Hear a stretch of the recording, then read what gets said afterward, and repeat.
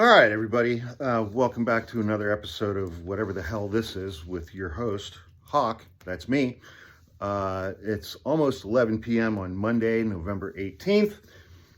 This is the second episode of this that I've recorded tonight. And again, as I said in my last one, I usually record these in my little studio area in there, but it's cold. We have a fire. The dogs are sleeping out here. It's a nicer environment out here, so we're going to try it this way. All right, let's talk about Pete Hegseth. Pete Hegseth is a Fox News host who Donald Trump has nominated to be Secretary of Defense, to be in charge of the Department of Defense, the Pentagon, with an annual budget of several $100 billion. I think the defense got something like almost $900 billion in the last budget, and it's got something like 3.3 or 3.4 million employees, including all branches of the United States military. And Donald Trump has nominated Pete Hegseth to be Secretary of Defense. Pete Hegseth, who has never managed anything, any entity in his entire life. Except for a weekend morning Fox News broadcast. However, I don't want to, I do, in talking about Pete Hegseth, I do want to acknowledge one thing about him. He served with distinction in the United States military. He's a former National Guard, Army National Guard member who left the National Guard in January of this year. And let's see. So, okay. Following graduation from Princeton in 2003, Hegseth joined Bear Stearns as an equity capital markets analyst and was also commissioned as an infantry officer in the Minnesota National Guard. In 2004, his unit was called to Guantanamo Bay Naval Base under the operational control of the 3rd Battalion, 187th Infantry Regiment of the 101st Airborne Division. He was an infantry platoon leader. He was awarded an Army Commendation Medal. Shortly after he returned from Cuba, he volunteered to serve in Baghdad and Samarra. Volunteered. I mean, he volunteered to go to a war zone, 2 war zones during wartime. It's like, I'll give the guy credit for that. I mean, I give anybody who volunteers to do stuff like that, give him credit for that. I didn't volunteer to do that. I didn't join the military after 9/11. He received several Bronze Star, Combat Infantry Man Badge, Army Commendation Medal. And then he deployed to Afghanistan in 2012 as a captain, to as senior counterinsurgency instructor. I mean, he served with distinction. He joined Fox News in 2014 while he was still in the Army National Guard. So those things overlapped. And weirdly, while he was a Fox News commentator, I'll do it this way. In May 2019, it was reported that Donald Trump, who was still president, was considering pardoning several U.S. military service members who had been convicted of committing war crimes, including a veteran set to stand trial for shooting indiscriminately at civilians, hitting a girl and an elderly man, as well as fatally stabbing a captured teenager who was allegedly a member of the Islamic State. The Daily Beast and CNN reported that Hegseth had sought to convince Trump to pardon these individuals for months. In November 2019, Trump pardoned 3 service members who were accused or convicted of war crimes. That's fucked up. They were convicted.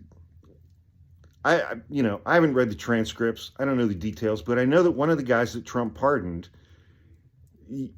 just fucking dragged a teenager around the corner who was allegedly a member of ISIS, He just dragged the fucking kid around the corner and stabbed him to death. Not exactly winning hearts and minds with that one, but, you know, what do I know? Pete Hegseth has had some personal problems in his marriages. I believe he's on his third wife. He has cheated on several of his wives. While he was still married to his second wife, he got the woman who would eventually become his third wife pregnant.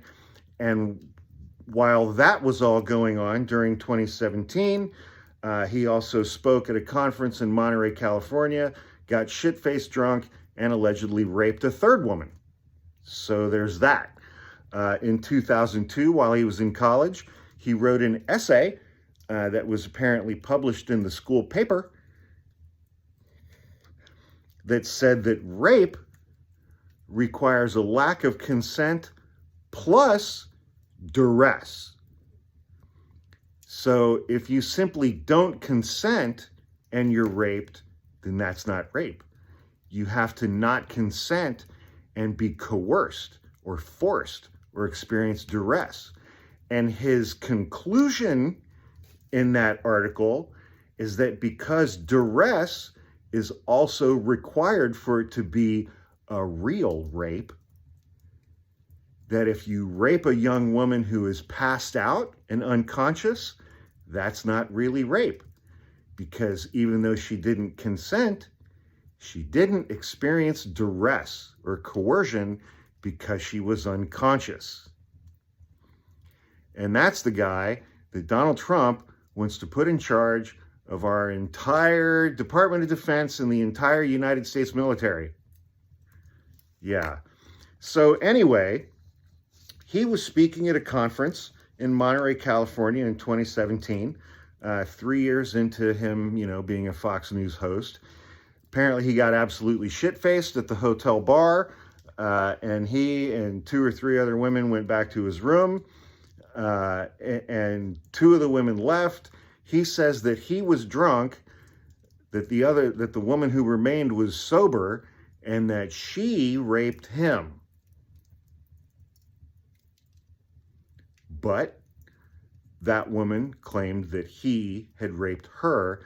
She went to the police. She filed a police report. There were bruises on her thighs. She went to a hospital and was tested with a rape kit, which revealed the presence of semen. Donald Trump stands by his defense pick, who says encounter with woman was not sexual assault. Okay, so let's recap here for a moment. Donald Trump, who's an adjudicated rapist who has 24 civil lawsuits filed against him. Let's take a look at that fire again.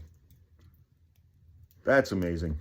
And he has nominated Matt Gaetz to be Attorney General, who is credibly accused of sex trafficking minors, teenage girls, and paying them for sex at drug-fueled orgies.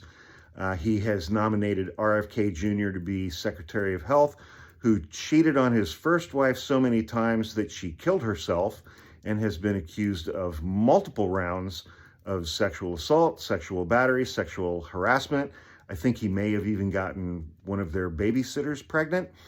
And then third up, we've got Pete Hegseth, who has cheated on most of his wives and knocked up wife number 3 while he was still married to wife number 2 and was accused of rape in 2016. Are you detecting a pattern here?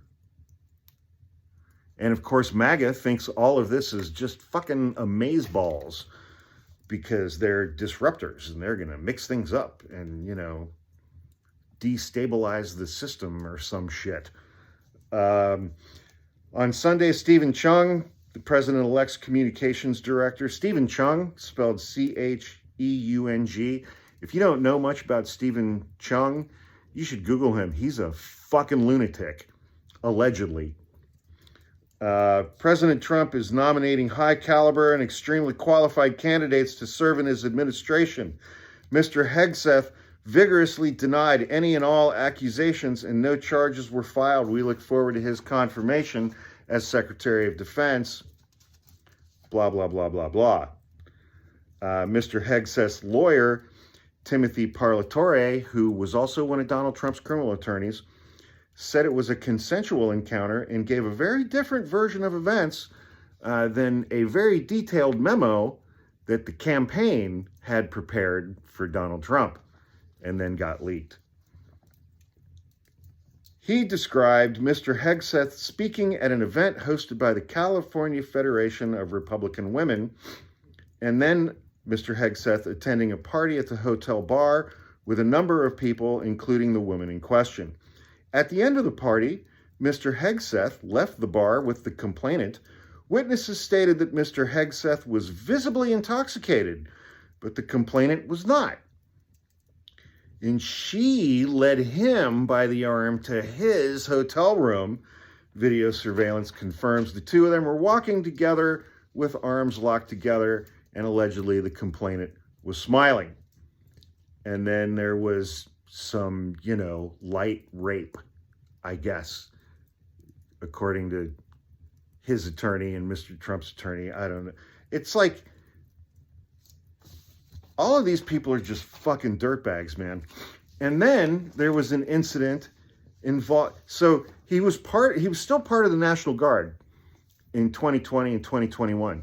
And his National Guard unit was assigned to perform some security duties at Joe Biden's inauguration in Washington, D.C.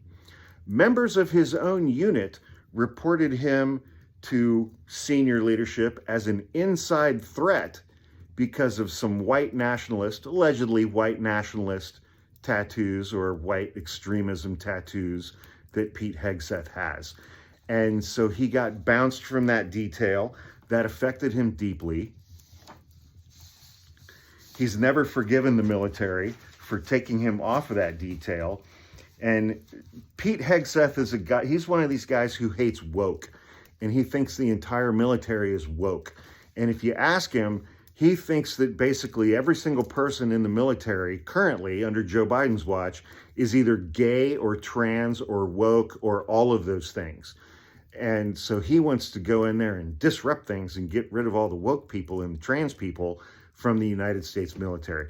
People who, mind you, volunteered to serve.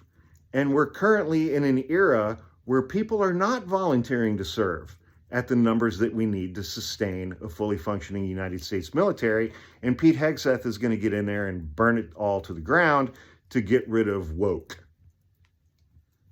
Whatever the fuck that is. So Donald Trump is standing by his nomination of Pete Hegseth, alleged sexual assaulter. Donald Trump, alleged sexual assaulter and adjudicated rapist, is also standing beside his nomination of child sex trafficker, allegedly Matt Gaetz, and adjudicated rapist Donald Trump is also standing beside his nomination of serial sexual harasser and sexual assaulter RFK Jr. to be Secretary of Health. So I'm sure all of this is going to work out and just be absolutely fucking amazeballs at the end of the day.